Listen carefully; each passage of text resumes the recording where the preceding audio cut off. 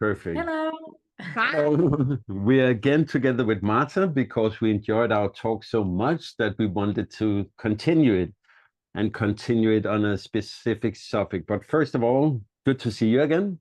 Good to see you too. Thank you for inviting me again. I'm Yeah. honored. Don't be. So Marta, to set the theme for the talk, I remember back when our oldest, who is now 25, it was before we knew about homeschooling and unschooling. We were searching for a school for her.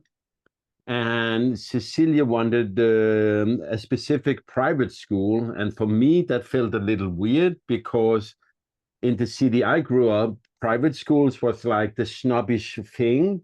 But this Yes.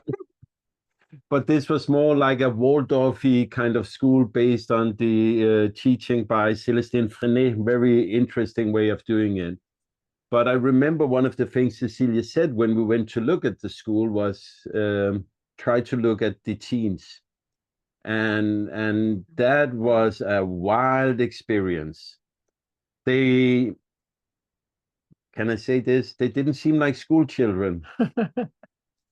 They felt at peace. We came in there in like visited the school, and one of the first things that happened were a teen, 14, 13, maybe 15, came over to us and said, "Hi, can I help you?" And it's a very mature thing to do because they were seeing someone they hadn't seen before. So they are protective of the younger children. Who is this coming here? But also welcoming. And it had such a great impact that after that, wasn't in doubt at all that my wife was right yet again, one more time.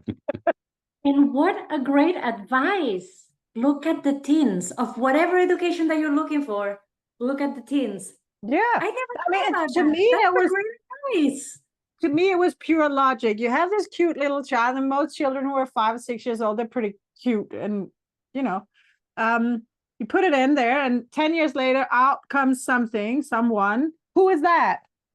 That's what we're looking at. We're not looking at curriculum. We're not looking at if the teacher is nice, because the teacher could quit his job. We're not looking at the buildings. We're looking at what kind of transformation are we seeing here.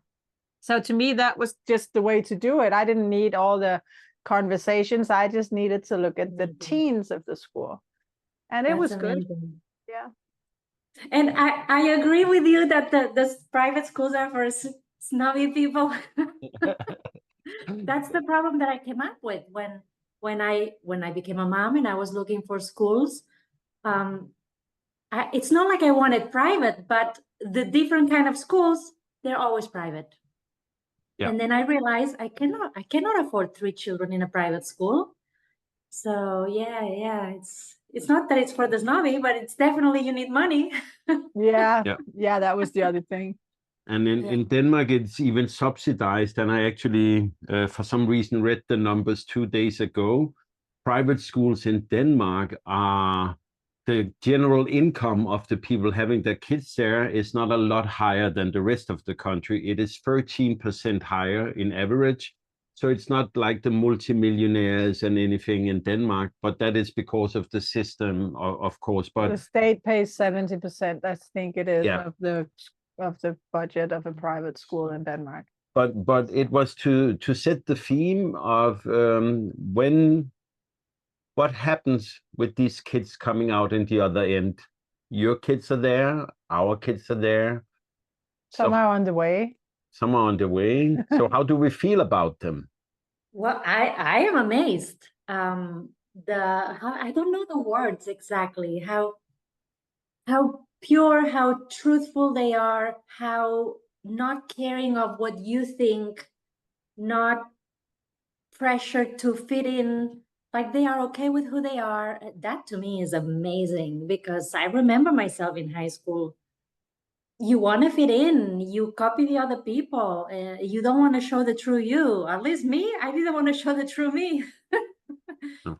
And I don't think I when knew the true me at that point. well, that's true too. So when you educate without the school system, you have that time to discover who you are. without the pressure of, oh, they want me to be like this. Oh, everybody looks like this. I should make an effort to look like that. They have that freedom to find themselves, to not get tinted. I often think about with our teenagers, how much time goes into just being and doing little things and talking. There's a lot of talking.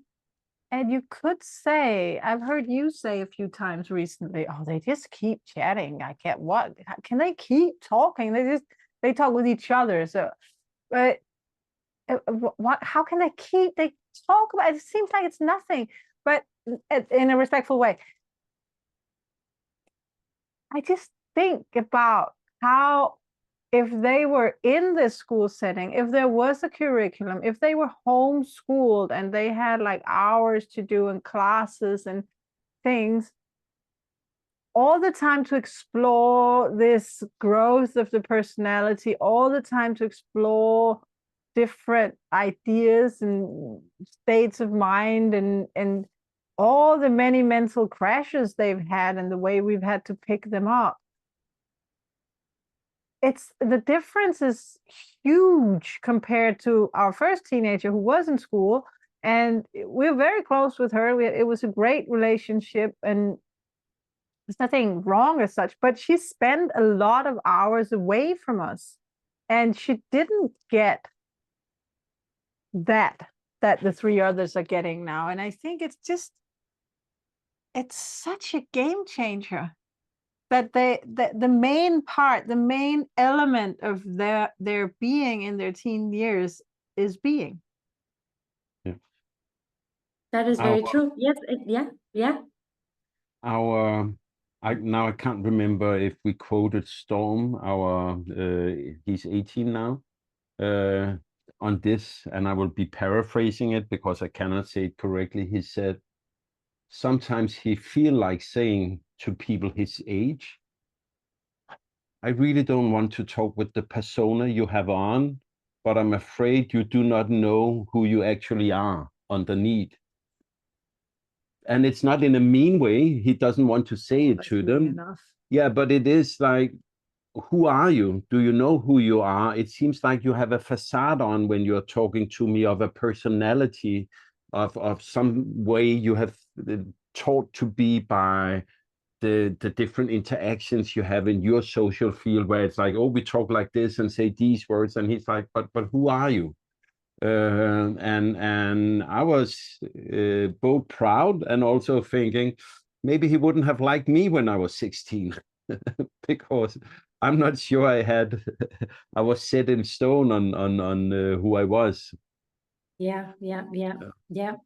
My daughter is encountering all this now in college. She thought that once in college, kids will be more mature, especially because she's the baby one. She's the youngest of all, and everybody is much older.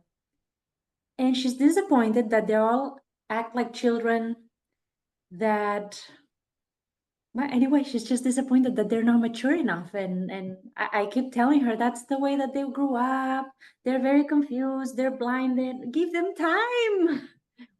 Some of us wake up and get out of that.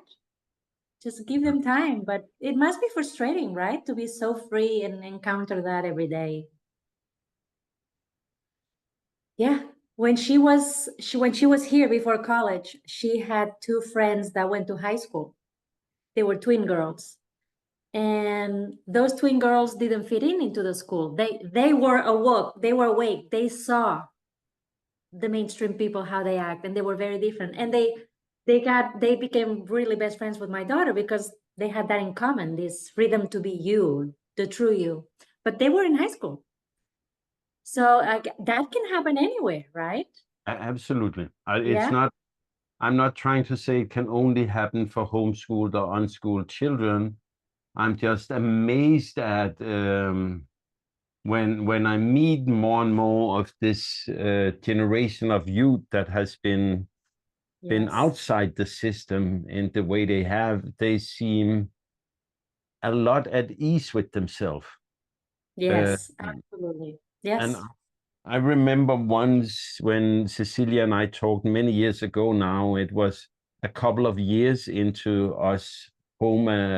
We had started with homeschooling, and I had been the anxious father who wanted her to sit and teach them this and this. And I know now how I ruined one of our children's lust to learn to read with it being forced on him.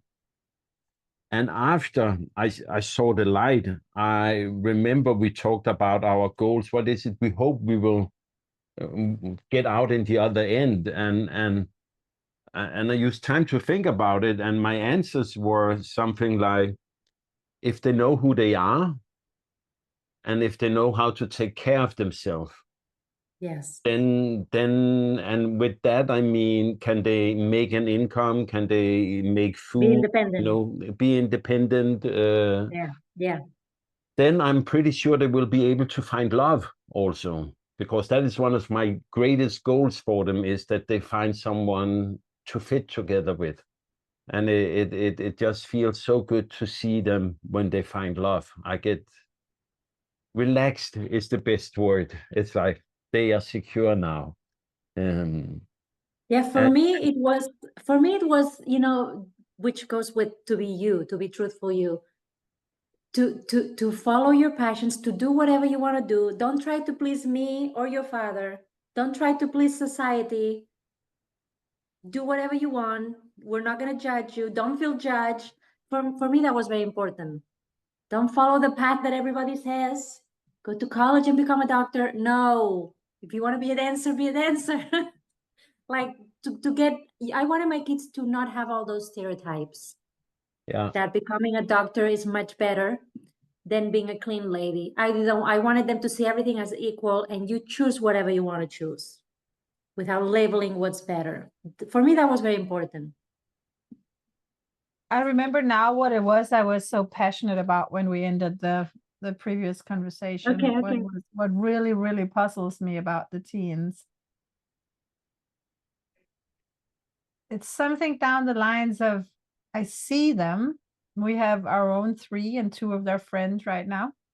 And we've been living with them for 2.5 months. So it's a long time with a group of 5 teens. And for the past 20 days, we've been also in a larger group of world schooling teenagers in Krakow. So I see a lot of them. And I think I might not necessarily understand their world. I think the way it was for me to be between 15 and 19, my psychological setup, the machine that was running was so different from what it is for them that I think I have a hard time,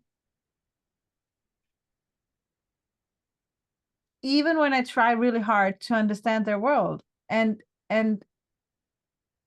of course, parents have always had a hard time understanding their teenagers, but this is like, I think actually with that level of confidence and that emotional space, I can't even, there are no really good words for this. I think their world is very different from what it was. I mean, it looks in many ways the same, teenagers hanging out and all the things and chatting and laughing, but I think it's qualitatively different. And I think I have a hard time even trying to empathize with it, because man, were we not there. We were so broken by the system at that point. Yes. What I see is free children, and I see, wow, this could have been me. This is what I could have been if I didn't grow up the way that I grew up. When I was a teenager, all I wanted was to finish the marathon. That was go to high school, go to college, get a job, because that was the marathon. My family wanted me to go to college. There was no other path. no. It had to be college, and I had to find a Yeah. job that was a career. So for me, it was the marathon of finish what your parents want so you can finally leave. So I couldn't even find out what I wanted or what I was. To me, it was leave.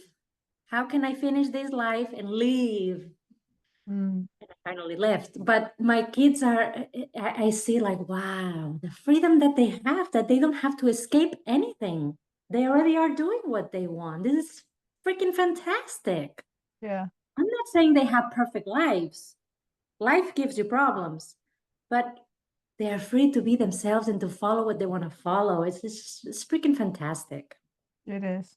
And also because freedom can be many things. You could have told me I was pretty free to the extent that I have not been doing what people tell me to do on any regular basis ever. Well, I was And labeled also a I rebel. wanted I was so very much tired to of go it. to college, but I think the freedom that they have is different because it's based on such a more solid ground of knowing. It sounds banal to say knowing who they are, because they know who they are and they know what the world is, and they know they can take a lot, and they can process a lot, and they will be okay even if they can't. So they are. We talk now a lot about college and not college, and when you want to be a dancer or a doctor, but it's not about what they want to become. It's also about what they are and how they can be okay with just being. Just being. Being is, I mean, probably the centerpiece of the whole puzzle. Do we dare being, and are we being pushed around by other agendas and by inferiority complexes and ideas about what we are supposed to pretend we are, or are we okay being a little goofy, being a little, I mean, they don't have that. I think maybe it's because they don't have that standard thing. They don't have this is the standard and I'm away from the standard, because there's no standard in their life. It's a That's very true. free-flowing form of whatever makes you That's whatever makes you a boat sail. What do you say in English? Whatever. Yeah. The three foreigners That- here. Yeah. Yeah. I think for comparison, I think I sometimes need to think back, and would also like to ask you about how it was to be young you. But for me, being young me, I was not rebellious, but I pretty much also had a drive. I knew what I wanted, and my parents were so kind to only ask of me that I went to high school, because I wanted to work with film and make film projects. And I made an amateur feature film when I was 15, 16, around that. And I had like a lot of drive. But when I look at it today, I can be curious about how much of it was to get external praise, how much of it was a drive. And the drive is valuable. The external praise, the hunt for external praise have brought me some places in my life I'm grateful for today. I would have loved to be without the insecurity that made me search the external praise. But I'm also a little in doubt if I could just sit in a hut on a beach and be perfectly content, and how to be that. Maybe So some of us has to, yeah. Please. that's between, because you were searching for external recognition and approval that you were the greatest filmmaker the planet had ever seen, The universe. the universe, and will ever see. Yeah. That's what you went for. Yeah. But you did so because you've been growing up in a life where whatever you did, someone would judge it, whether it was good or bad, and if it was good, how good. So that's your psychological makeup, that your value as a person can be measured on this scale thing. And you knew that outside of the school system, one scale could be winning an Oscar. So it was not your creative energy or your lust or passion around being a storyteller that was the problem. The problem was that you didn't know who you were if no one told you who you were, because you grew up in that system.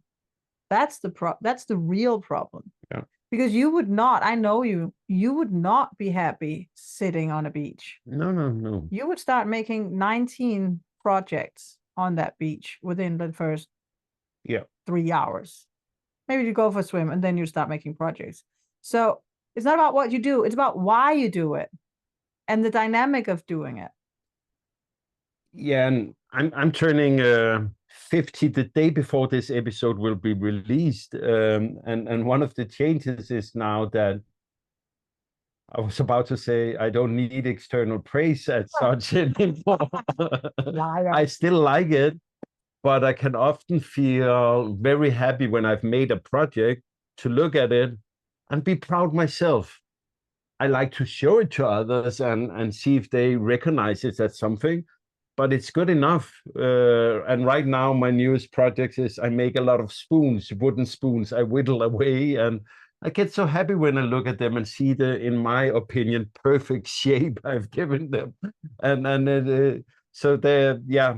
So that's a long way round, and to kind of set the scene of where I was to try to understand where our teens are today, but also asking you where you were compared to what you look at today in your teens.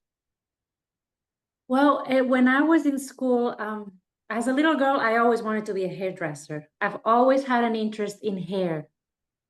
It's what I notice on everybody, and it's where my art comes out. I want to do hair. But in school, I was not a good student, but there were people worse than me. So they divided us, the bad students and the okay and good students. So I was okay. So they guide you towards going to high school. If you're a bad student, then they guide you to technical school. So to be a hairdresser, at the time, you had to be a bad student and go to technical school. So they guide me to high school. High school, there's no hairdresser. So then in high school, I was really good at math. And because I was really good at math, they were trying to guide me into engineering, which I didn't want to do at all. But it's true that I was very good at math. But I wanted to be a hairdresser. But I couldn't be because that was technical school where the bad students go. So I couldn't speak up and say, I want to be a bad student. Take me to hairdressing school, right? I couldn't say that, right? Because the external is, you gotta be a good student. Anyway, when I finished high school, I didn't know. No, but it's true. I remember it. Time, right? I want to be a hairdresser, but that means I'm a bad student. Oh no, zip it, zip it. It was very confusing. Yeah. Oh, I remember it. It was like that in Denmark. Sue Elvis just shared an amazing post on social media. She's an Australian homeschooler. She's been on the podcast. Her website is what? Stories of an Unschooling Family. Yeah. She just wrote on social media about the importance of the hairdresser, because one of her children has become a hairdresser, and she had just got her hair done by her own child. And she came out shining and just feeling so beautiful. And she is a very beautiful woman. And just wrote the longest and most amazing post about how hairdressers make people feel happy, how they can change your life by making you feel awesome. It's like psychology and therapy. When you go to the hairdresser, therapy. And they have the capability of the chat, and they make you look beautiful, and they say you if your hair looks awesome, but you get awful, but you're getting married, and all the things. It's just so funny you say it, because it's such a classic example of something you don't want your daughter to become a hairdresser. Yeah, but what if it's your daughter's? Yeah. So that was very frustrating. So then I'm in high school, and everybody's telling you, what are you going to study? What are you going to study in college? I don't know. I don't know, because what I already wanted, it's in the garbage. So at the fourth year of high school, that you really have to choose what are you going to study in college, they gave me a book of all the careers that you can study in college, and none of them said hairdresser. It was not there. So, page by page, what the heck can I do? Until I found, oh, and they tell you, depending on what you study in high school, you can do that career or another, right? So mine was math, physics, chemics, and architecture drawing. So certain things you cannot study if that's your path in high school. So then I found special ed. I could study special ed, and that meant I could study how to be a teacher for hospital kids. And I fell in love with that. That's why I studied that. But it was already the wrong path because I just wanted to do hair. Yeah. But anyway, and now Yeah. going to adulthood, it's a long story. My life is a long story, but I write my first book. And the reason why I publish it, I told my husband, I know there's a mom out there that needs to read this book and it's going to touch her heart. And that's why I'm going to publish it. It's just for one mom. She's going to love it. And that mom exists. She found my book and she wrote me, and I touched her heart and she absolutely loved it. And that was my goal of that book. But no, I had to do the external. I needed to prove that I'm a good writer because in school I wasn't a good writer. I've never been a good writer. So I needed that external. I need to know, am I a good writer? This mom is not enough. So I put my book to be reviewed by Weekly Review, I think it's called. Weekly Reviewers, I forgot the name. And they gave me an A+. And that gave me the security that I didn't need, but I needed. How pathetic. Now I'm telling myself, how pathetic. I think we should be soft on ourselves Yeah. because we know what it could have been, but we also do have the psychological makeup that we do have. And I think what I'm at a point, I'm going to be 50 soon as well. And for some reason, 50 is like a line in the sand. And I'm just cheating at being 50 now, kind of thing. All right. I feel we're in the era of 50. To me, among other things, it means I'm not going to modify. I mean, it is what it is. And I'm living with this psychological makeup that I have. It's not getting in the way so much. And I can be pretty forgiving about my own flaws. And I mean, I can observe them. I can see the difference between what I am and what I could have been, but I'm not that frustrated about it any longer because I can't go back 45 years and start over. It is what it is. And if I need that praise, then I'm going to ask for it. And if I need, I don't know, I recently realized that I sometimes get really insecure, which I've always been very powerful and whatever. But I think actually because I just wouldn't realize it when I was insecure. But sometimes I actually feel awkward or don't know what to do and feel I don't know what's going on and I can't exactly, I mean, I consider myself pretty smart, but then I can't figure things out. I don't know what's going on. I don't know. I mean, I just need someone to talk to. And and I'm also getting over that. I'm not any longer annoyed with that or trying to hide. I'm like, I don't understand. I'm just gonna say it. I don't understand what's going on. Please help me. And then I get some help, which is great. I think earlier you just acted weird and didn't vocalize it. Because I didn't know. Yeah. So it just made me off when I felt insecure and when I wasn't able to fully understand the situation and I didn't really know what to do about it. And so I just, would start acting weird because I didn't know what to do about or was pushed around by my own emotions, but not recognizing this is because I don't understand what's going on. And I need help understanding because I need help because I need help, but also because alone it could just be a spin. Yeah, but I'm not so annoyed with the fact it is what it is. We grew up in this way, and we can see our children who grew up in a different way becoming different people, and their perspective is different. The way they stand by who they are and the way they understand the nuances of what other people are. It's pretty epic. And I couldn't do that when I was 15, but they can. They're so clear. It's insane sometimes how clear they are.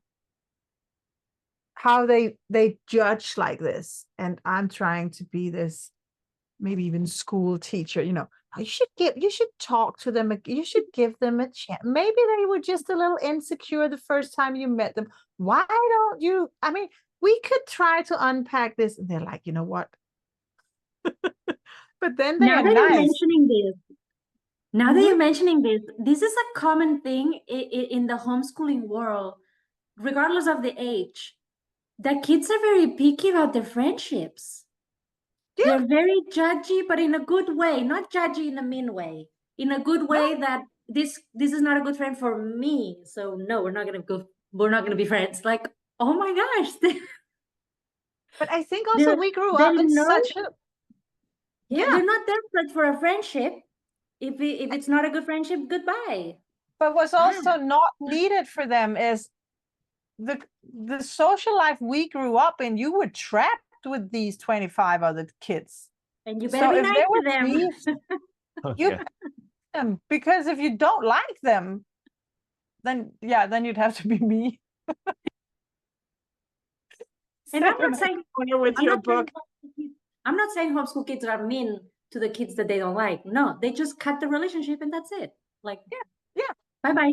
You don't have to be so tolerant and giving people 200 chances. And if you don't click with that person, you don't click with that person, that's fine. Exactly. They're not even being judgmental, being like, that's a bad person, or why are they're just being like, that's not my new friend, let's move on, which is, yeah.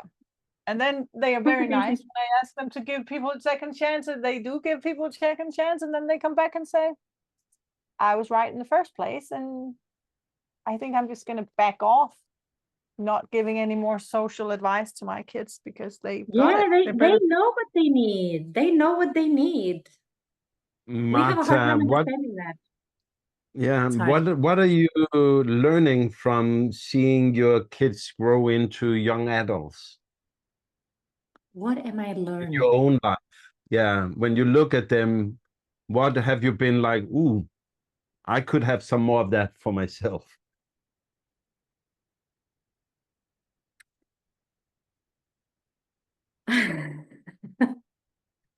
This is gonna sound silly. This is very silly. But you caught me that I cannot think, and that's the first one that came. This is very silly. But my daughter, when she went through puberty, I told her that here in America, the girls shave a lot, but if you don't want to, you don't have to. So I gave her all this freedom of, you don't have to shave, you can be hairy. You And at the have your same body, time, yeah. and at the same time, I was shaving my legs because I live in America where you are very judged if your legs are hairy. But I was telling my daughter, and anyway, she became a teenager. Now she's a young adult. And she sees me that I don't dye my hair. I let it be white. She sees me that I don't wear makeup, but I shave my legs and I wax my mustache. And she's like, why do you do that? Because she's so free. She is hairy and she doesn't care what you think, people. She has hair in her legs. Like all of us. And I just wish I was brave like her. But when she asks me, I tell her, I'm not brave enough. I'm brave to have white hair. I'm brave to not wear makeup. I am brave to not do my nails. But when it comes to the mustache and the legs, I'm not brave. I want to fit in. But dang, I am proud of her and I wish I was like her. I wish I was like her. But sounds silly, but it's quite amazing. No, it's not silly, because that presence in the body and the way they choose to be who they are and stand by it is actually exactly what I'm so impressed by. And it's actually not been an agenda for me in and of itself, at least not one that I thought about for my children, but I see how they really carry themselves in their bodies in a very different way from what I could do when I was a teenager, and in many ways from what I can do now. don't know if I'm most shy. Doesn't matter who I am in this context, actually. But what I see is we talk a lot about how the freedom and the respect around the unschooled child has a lot to do with the body as well. You're not deciding when they sleep or when they eat or what they eat or all these things, and that makes them just so much more at home with inside their skin, and that makes them, what I see, the teenagers I know that are unschooled, they're not that, they're not ashamed. I mean, they like to be nice and have their hair nice and shiny and washed, and the jeans are clean and they look good and all these things. But if they happen to not, it's like, yeah, whatever, I spilled my coffee and I didn't have time to wash my hair. So no, now it's oily. And where's my toothbrush? And it's not, I mean, I think I couldn't have stayed in my body when I was 15 if I had coffee all over my hoodie and oily hair and all these things. But it's as if they were just okay with, they themselves understand why the coffee is on the t-shirt, and so it's not a big deal. And it was a big deal when we were young. Yeah. And it's become really, they're really good at this, expressing what they need and getting what they need and staying with who they are, and not feeling any shame or any urgency. Yeah, without And looking I like have another answer. I have another answer Yeah. of the same question that you asked me. Now it came. All three children have shocked me with the having a girlfriend or a boyfriend situation. For example, when I was a teenager, all I cared was about having a boyfriend, being pretty for my boyfriend. And my three teens have told me that first they need to be okay with themselves, get to know themselves. How can they have a partner if they don't know themselves yet? Then they have told me that they're not going to try to be likable. They're going to be who they are. And then the partner's going to like them the way they are. And they have told me so many things about love and relationships. They sound like a psychologist. I was like, how can you be so mentally healthy and mature about that? I was so dumb, always trying. My husband, I tried for him to like me. I did things so he would like me instead of being myself. And my kids know it. I'm going to be myself, and then let's see what happens. Fascinating. Yeah, that's Amazing. That's like, That is very healthy. it is very healthy. It is. I'm like, what a And I lesson. I agree. learned it late, but wow. But looking at our teenagers, one of the things I really enjoy is also seeing this ease they carry themselves with, and how they feel they know themselves at a level I didn't know. As you said, when you were 15, 16, wanting to look pretty for a boyfriend or trying to be something for someone, then I lived a lot of my life, you can say, external, in this external praise, what is charming, what I fun, did the girls like me?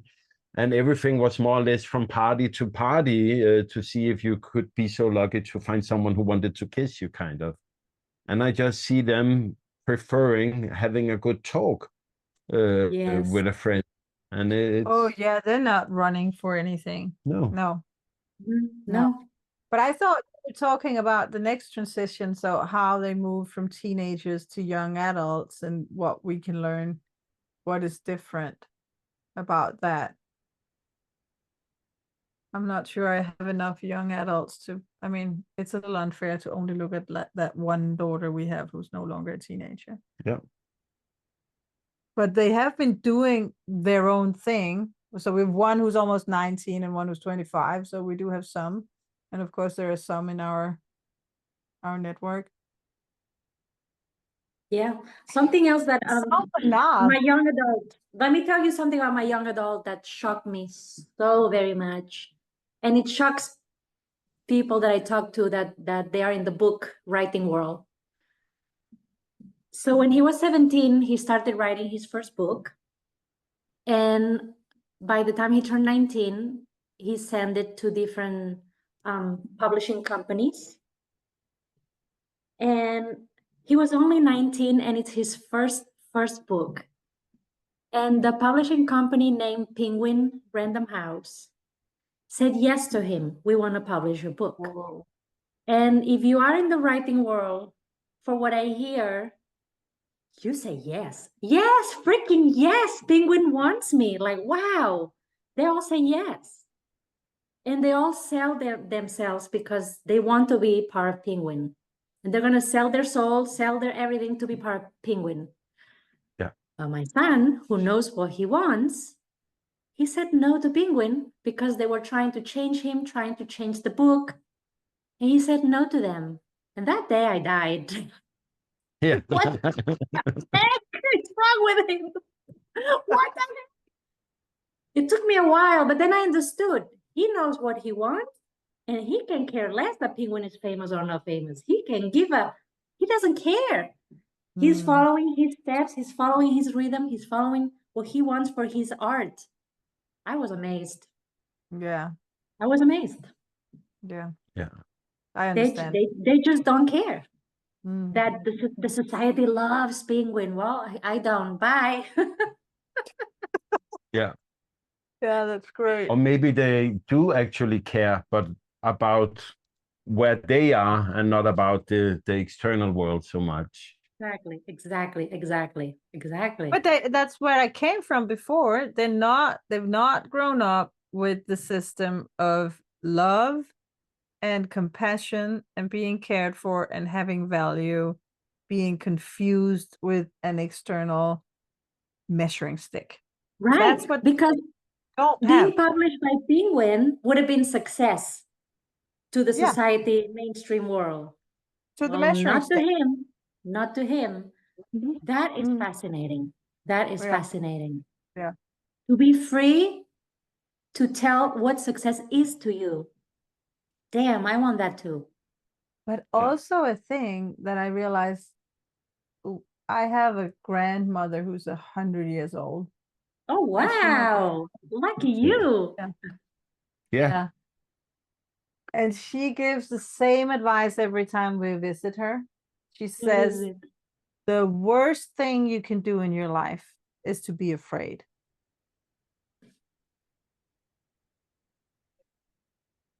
Yeah. And I think it's so powerful. She says that she thinks her success in life, the reason she's lived an amazing 100 years, is that she kept being curious, like a 5-year-old looking at a beetle in the grass, and she's never been afraid of anything.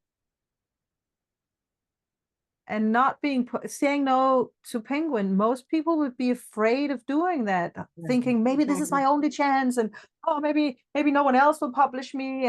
And the reason Penguin has so much power to change the books and the artists is that they are all afraid to not get that success, and our children do not live with that fear. Exactly. It's amazing. I envy it. It's beautiful. It's beautiful. Yeah, it is. To be free like that.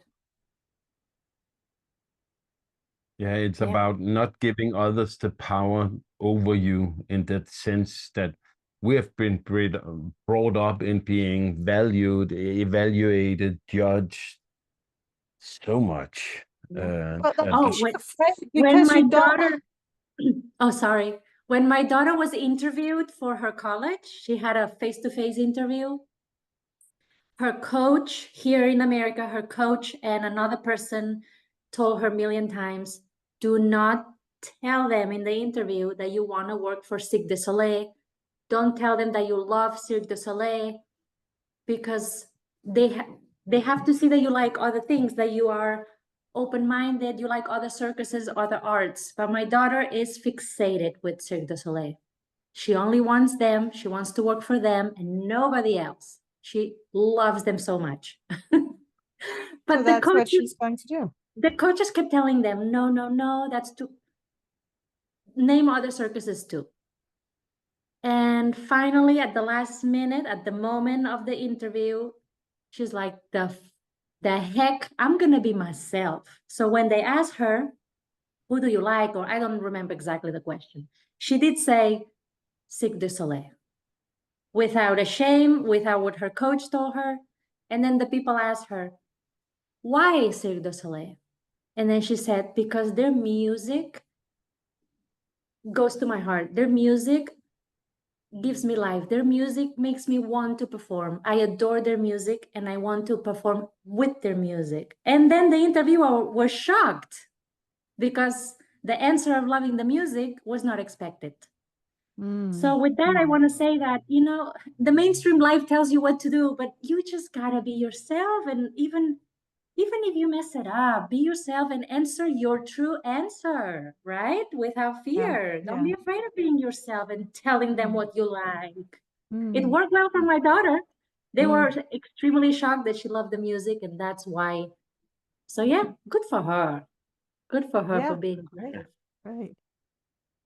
So we also have listeners who don't unschool and who don't homeschool yet.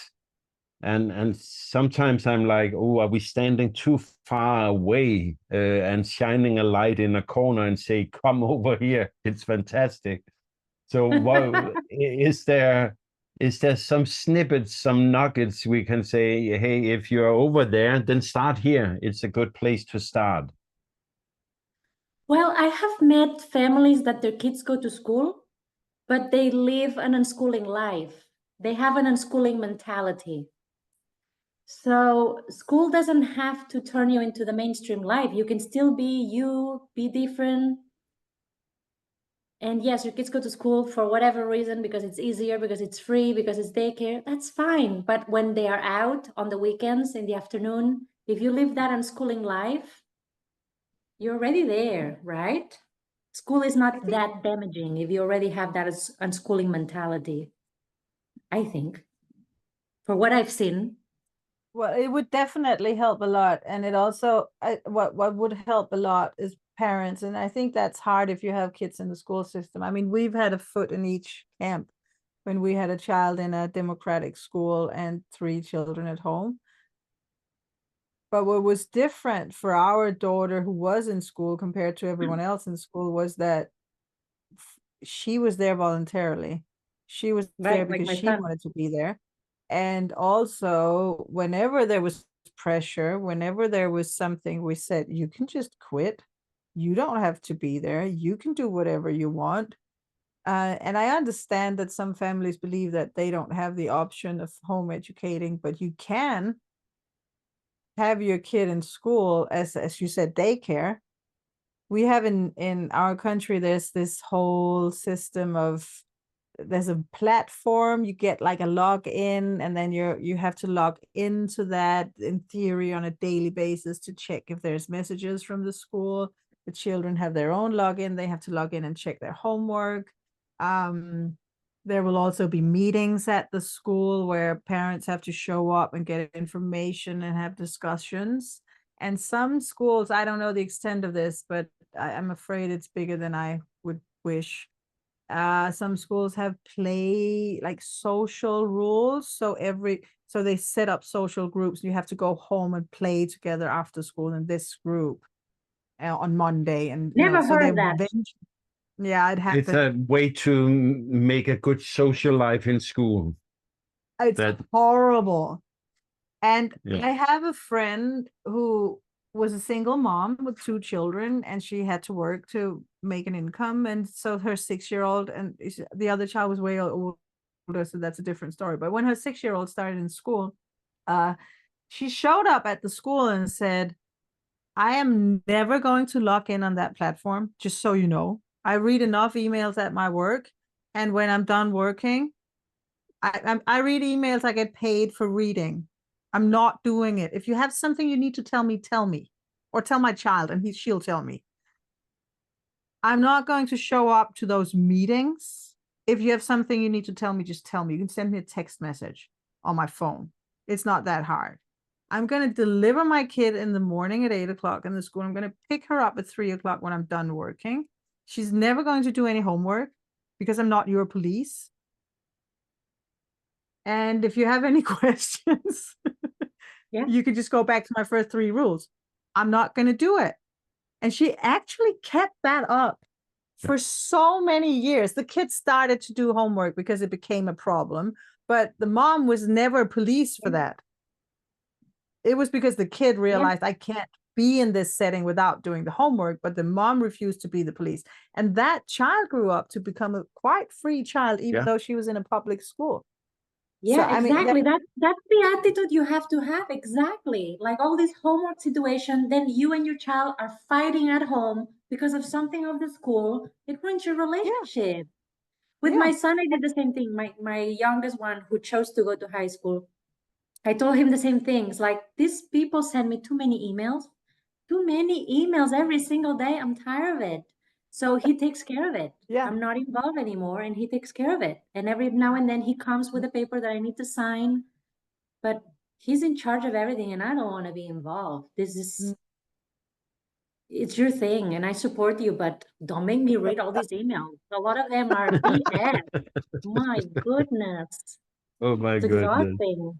Yeah. Yeah, and then when the teachers email you because your son is not behaving, I'm sorry, I'm not in that classroom. How can I help you? I'm not in there with you. Yeah, like, what? exactly. Figure I'm it not your out. police. I'm not your police. What you need when you need it, you do it. But when I pick up my child, it's my child, and we're not doing And it's homework. my We're not relationship doing with him. play Exactly. groups. We're not showing up for meetings. It's our free time. No one's paying us to do things, which means we do what we want to do. Exactly. And if you That's have that mentality, if your child is really bad at one subject, I don't know, reading, writing, math, something, it's okay if your child brings an F or a D or whatever it's called in Europe, a failure, a failing grade. It's okay. They don't do it on purpose. They're not failing on purpose. But I have parents who refuse to see it in my network of parents. Oh, They're like, I don't wow. want to see it. I'll just sign it. Yeah. Don't show me. Well, And don't let school get in the way of your real life. I've heard that sentence as well. Yeah. one of the things I have seen when I look back at the years who have passed, and we have a child that have been through the whole school as not going in school, is when you meet people along the way, or people listen to the word unschooling, homeschooling, sometimes they can be judgmental and be like, oh, but your child will never learn this and this and this if they are not doing it in this way. And all that fear that actually lies behind that worldview of theirs, I can look at them now as he's soon 19, and I'm just like, don't worry, they get it. They learned the stuff. But a lot of the learning takes place from around 14 to 19 more than it did when we were in school. And I just find that very interesting, that I was forced to learn a lot of stuff which made me dislike the different subjects, etc. And I think a lot of this school is just way too early. And if we do not hurt their ability to learn and their lust to learn, then it will come, and it comes rapidly when it comes. Yeah. It does come rapidly when it comes. Indeed. Yes. Yeah. And It does also come maybe, I rapidly mean, when it I've had the critique quite a few times about that note when we make that comment, that our kids are pretty academically intellectual. So far, it looks like that. All of them. No, but I mean, we have some that are younger. We have some that are not above the 14 mark yet and not rolled, but they are voluntarily going to art museums. They are the last ones to leave a historical museum. They read all the signs, they ask all the questions, they read the Wikipedia pages, they do all the things. So it looks like a success if you're comparing the unschooling of our children to an academic school, traditional school. They speak languages, they know things, and they're interested. And sometimes other unschoolers have had the critique telling me, you know, they don't all have to come out like that. Some of them can come out not caring at all about the academics and wanting to do other stuff. And I'm just going to say right here, right now, that would be totally fine. Yeah. But I think in the same way that the mark is still the mid-teen years, when they suddenly take off, and that's what I've seen in my own, and I've seen it in a lot of other children, that there's the childhood, And then there's the incubation phase, and it can have different, we can put numbers, but actually it's all flowy for different children. I call it the incubation phase. It can have sometimes look like simply an incubation, and sometimes it looks ugly and they actually struggle and have a hard time, but they do come out on the other end with the metaphor of the butterfly. And our butterfly has reading glasses and is a very academic, nerdy kind of butterfly. But it could have been something else. And I think we still have to acknowledge that they need to be children while they're children. They need to incubate in whatever way they incubate. It looks different for them all, but it's very clear that everything is closed because of reconstruction. It's like stops and just let it be. And then they come out. And that's when the ball starts rolling. And for ours, it's been something that looks like academia. It could very well be something else. Yeah. Could have been theater. It could have been everything. Whatever. Yeah. Exactly. And, exactly. Yeah. And that is a place we need to stop, because we try to keep our episodes not too long. It is early where you are. It is late where we are. So thank you yet another time for a lovely, interesting talk. It was a big pleasure talking with you. It was a pleasure. Thank you. Thank you so much.